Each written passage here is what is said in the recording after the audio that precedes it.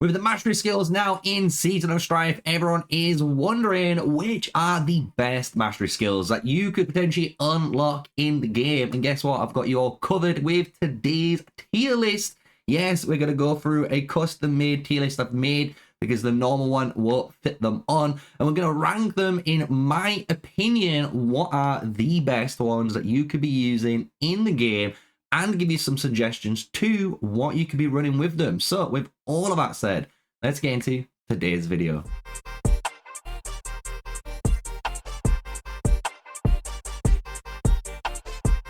Hello everyone, yes, smash like, comment and subscribe for more daily videos being made. MrSneakyy, the one and only, and hopefully the video quality should be a little bit more crisp today because I've done a little bit of a jig setup with the way I'm recording, so let's see how things turn out.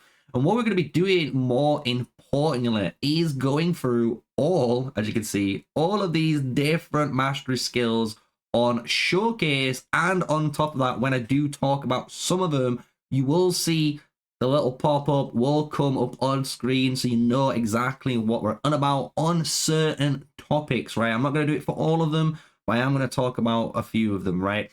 So with that said, guys, let's actually start talking about a few of them that I can actually put in. I'm going to put in the C tier list because these ones are, to be honest, ones that everyone can imagine that you don't really need, unfortunately, in Call of Dragons. And that is going to be your Caravaneer, which is the loading one, as well as Clear-Sighted straight away. These two are going to be just obviously not really needed for a lot of players.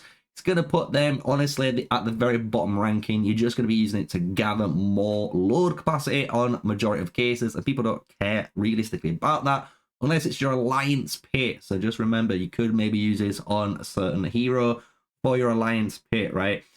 So let's talk about some that I actually do enjoy, and I'm going to start placing these in some skills. So we're going to do some epic heroes first, and then we'll do some legendary heroes too, and we'll try and mix it up as we go along, right? So Winged Embrace is going to be Atheus's, right? So Atheus's skill is a pretty powerful one. You can see it now on screen. It's going to allow legions to gain 20% march speed and 10% less damage, guys. That's 10% less damage reduction from all sources. People probably overlook this passive skill and don't understand how powerful that is.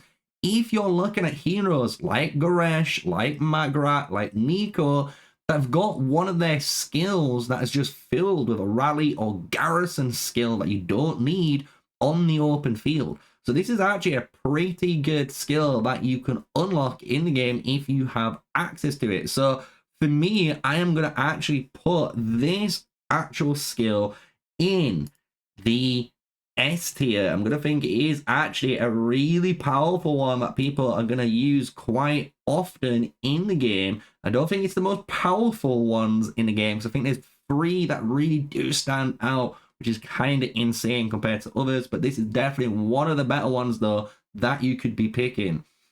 On top of that, we're going to go over, I'm going to say Watcher's Blade now. So if you don't know what Watcher's Blade does, this is Emrys's skill. It's going to grant you that passion generation of 40 rage accumulation speed if you obviously have your Emrys maxed out, right? So this skill I'm going to put in the A tier. This is honestly a good skill for mages exclusively if you're able to put this on, you know, any sort of hero that has a Garrison type of talent. Toha would be a really good example of how you could get some really crazy rage accumulation speed by just putting the Emrys one on tier 2, on the skill 2, right? So hopefully that makes a little bit more sense to you guys on that passive, why you could play this here. Now, let's think, what are some of the more powerful ones? So what I'm going to actually talk about first is, I think, the strongest. I actually think this is the strongest mastery skill that you're able to unlock, and that is going to be Light of Soland. This is a S+,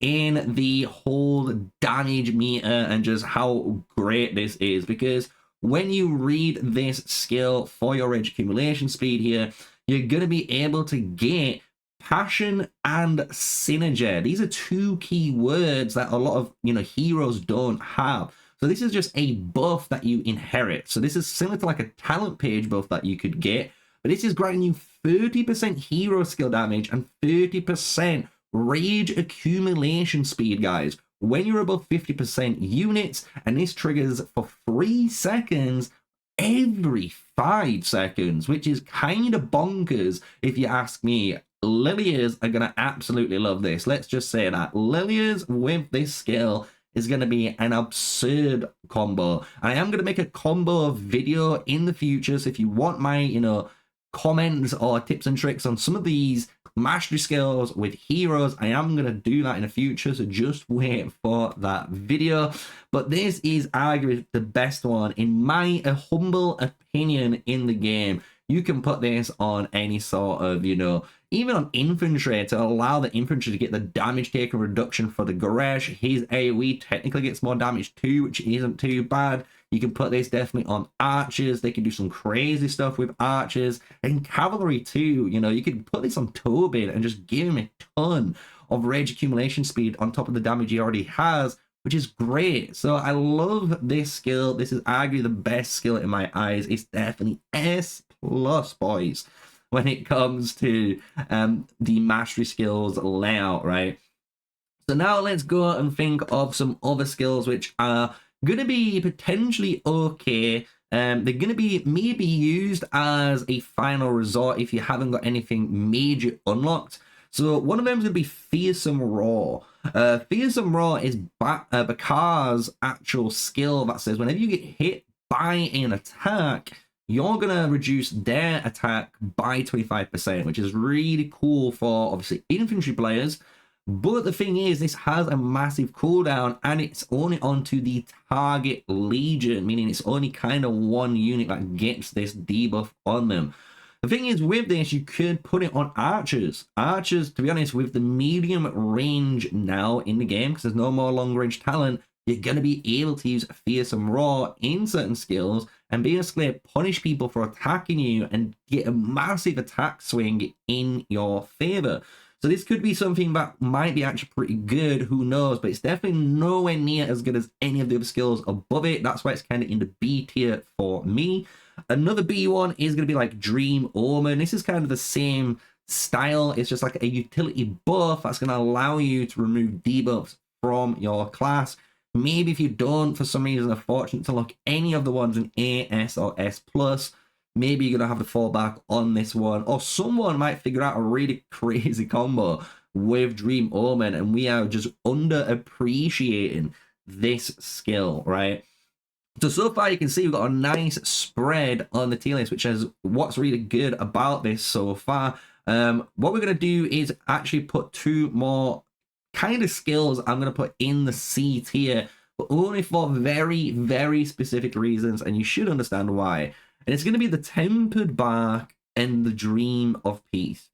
So basically, these 2 skills are the Garrison and the Rally skill, right? So the Rally version is obviously Husks. The Garrison is going to be your Garwood one, right?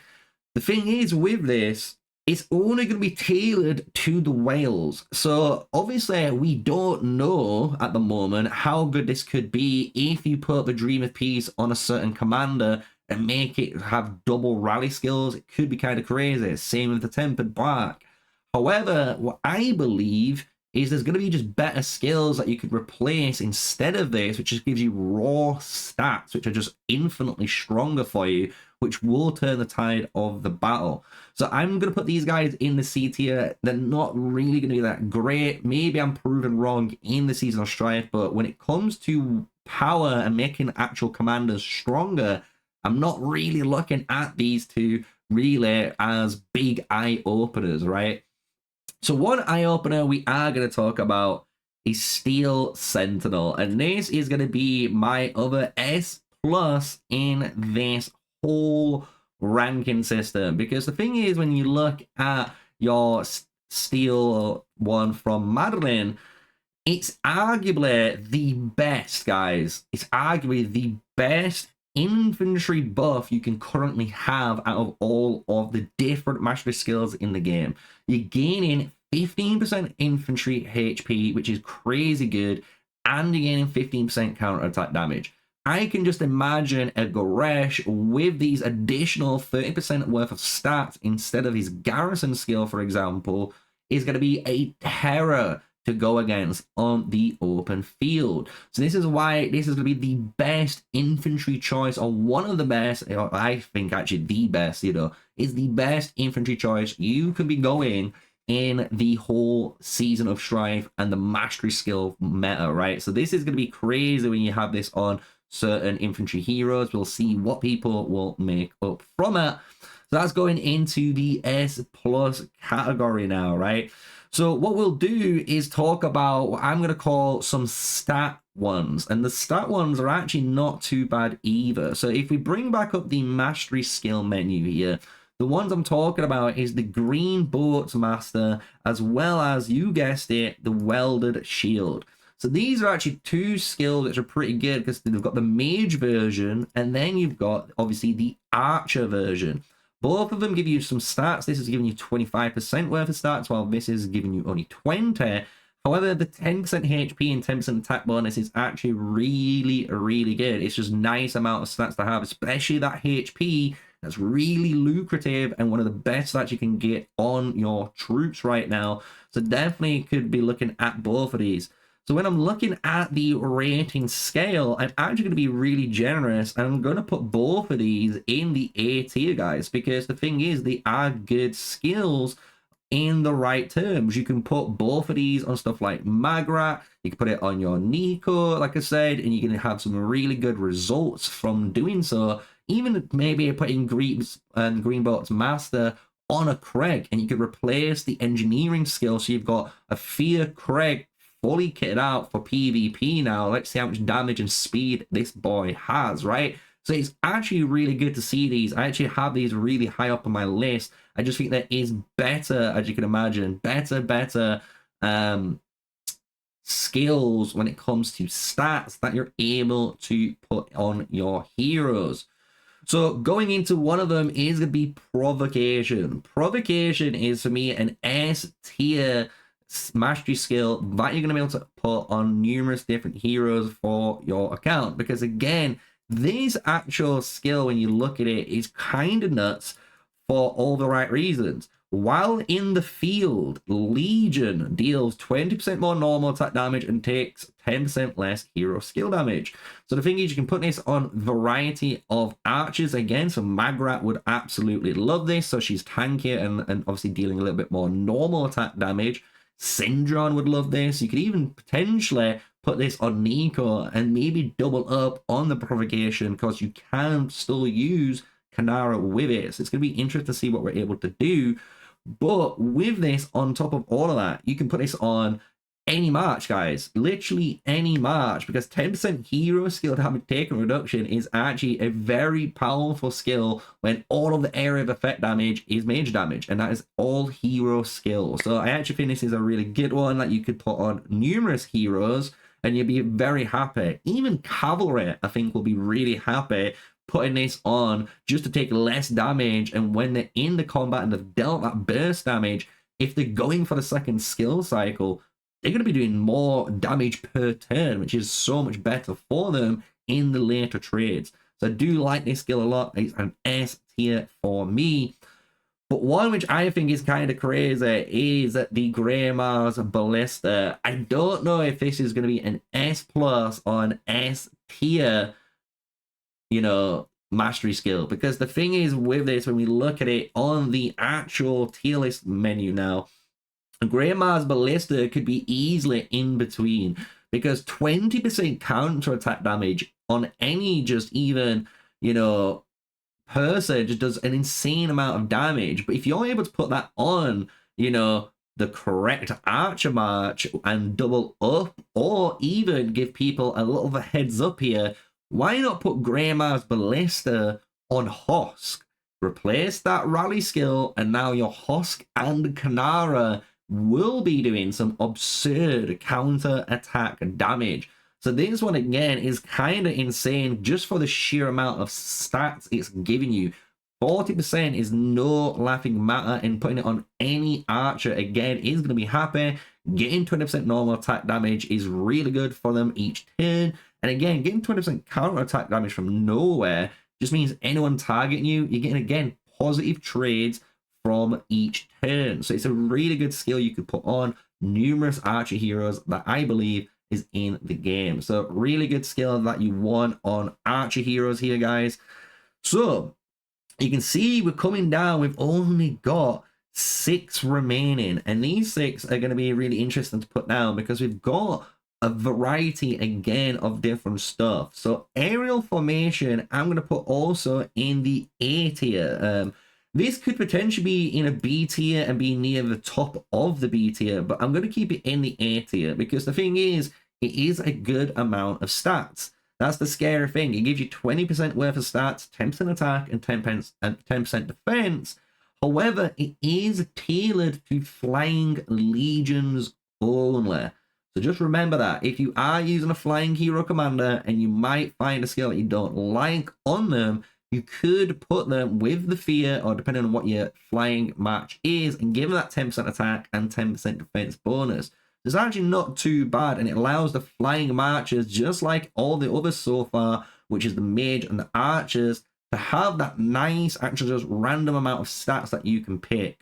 On top of this, Quickening Blood is the same thing. Quickening Blood is just the cavalry version of this. So if we bring up, again, Call of Dragons and showcase you guys Quickening Blood now, we have here HP bonus and physical attack. And again, these 2 stats on any cavalry right now is going to be amazing. Imagine your Tobin if you've got him unlocked on the open field with 10% extra HP and then 20% more physical attack on top of it.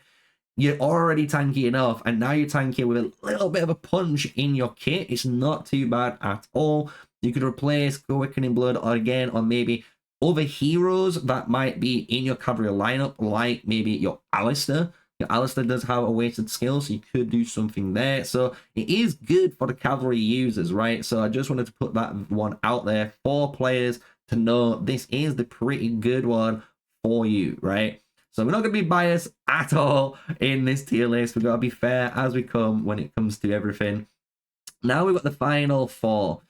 So Rejuvenating Blessing is going to be an interesting one because Rejuvenating Blessing gives you 20% HP, guys.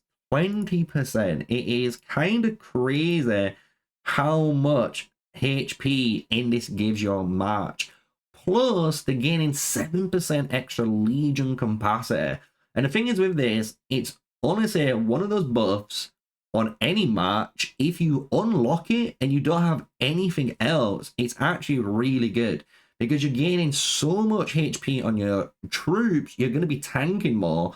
And the actual extra legion capacity bonus, you've got to think, if you're at 330k, this is probably getting you what, to 337,000 troops. You got an extra 7k on top of everyone.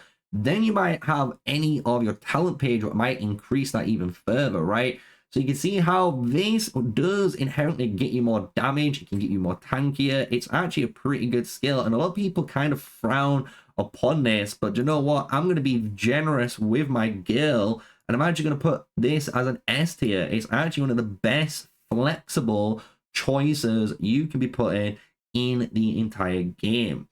Now, Icy Interdiction, Oracles, and Frostbite. I've kind of left these 3 mage ones all together on purpose so we can talk about them in game, and then we can bring you guys that evaluation that you want, right? So the thing is, Frostbite out the 3 is the lackluster one for me because this gives you 15% hero skill damage bonus, which is nice. But why would you settle for 15% on a mage when you can get 30%? Yes, the 15% here is all the time, so you don't have to worry about gaining the passion trigger. But guys, you're going to have this on so much, it's not even going to be funny, the uptime on this and the crossover between skilled cycling and the light Starland, right? So why would you, settle for 15% when you can get 30 and you can get 30% rate accumulation speed? So it isn't, to me, honestly, a really powerful one. It's nice to have for mages if you're missing some of the other ones.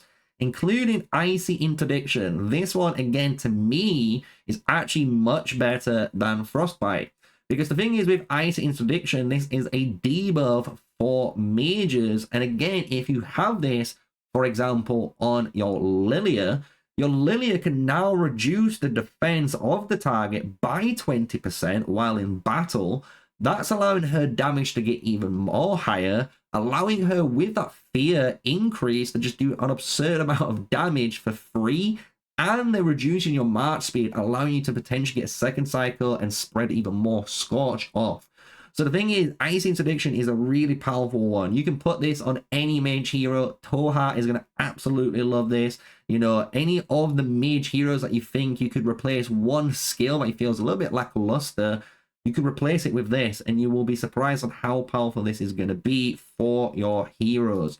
So for me, Icy Interdiction, this is going to probably be the biggest shock for most people on here when we go into both of these two rankings. I'm going to put this as an S+ as well. This, I think, is going to be an insanely powerful one for mages, and it's going to be under the radar until people start using it.